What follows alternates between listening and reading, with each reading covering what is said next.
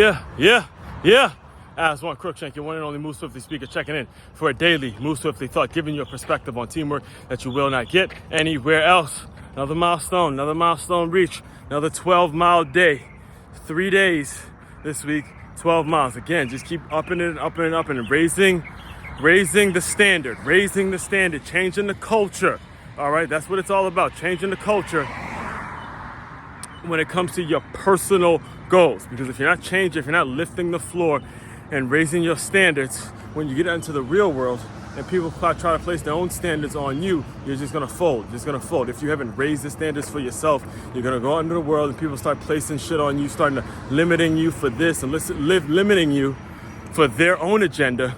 When that starts happening, you will fold if you haven't initially in your own time, I'm talking about in your own time, like 5 a.m., 6 a.m. in the morning, if not on your own time, have you raised the standards for yourself, all right? And all that rant gets me into today's Move Swiftly thought. It was the last episode that I've listened to from the Pivot podcast, hosted by Mr. Ryan Clark, Channing Fred Taylor. And it was the last episode I listened to was the one where they interviewed The Rock, and I have a very intimate interest in an episode like that because they talked about the XFL, the startup league, and if you're a regular listener to my work, you know one of the lowest points in my life was when I tried to start up my own minor league football team and ended up going bankrupt, lost everything, and I have actually a article coming out in the next couple of weeks about why the NFL, a new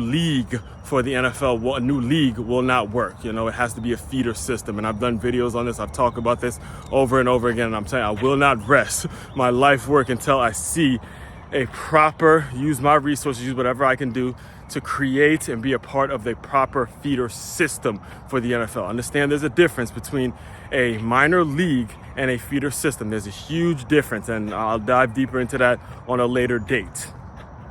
Now, as far as the interview, a lot of takeaways, a lot of major takeaways from that interview. But the main one that I took away from it and that really stuck out to me and I want to bring to you guys as listeners is when they asked Dwayne "The Rock" Johnson about what motivates him to work out so frequently, what motivates him to stay in the gym. I believe there's reports about him being in the weight room like 5 hours straight or something ridiculous like that. The hours that he actually puts in the weight room is ridiculous. And I remember actually when I lived down Plantation, I think he used to work out at a 24-hour fitness that was not too far from where I was at. So I know like there were people that were coming to me saying, yeah, I've seen it personally. This guy gets after it. He gets after it in the weight room. And